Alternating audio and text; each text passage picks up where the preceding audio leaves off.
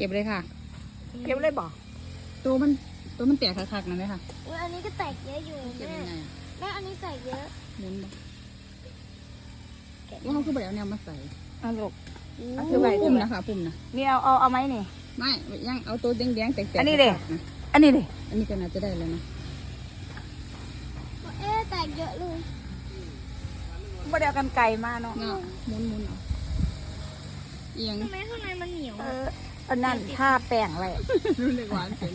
ขีดินถืดนะ ทาแป้งนี่ไงน้องยีนถือไว้ก่อน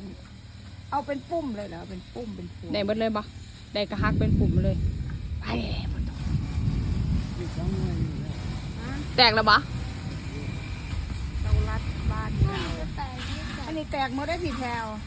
แตกหมดก็เอาหมดเลย แต่ว่ามันก็ยังมีอยู่ มันก็สิบ่ใหญ่เลยนะ เขาเอาแต่เม็ดมันบ่ได้บ่เขาบ่ต้องเอาดอกมันมา แกะได้บ่ล่ะนั่นน่ะ แค่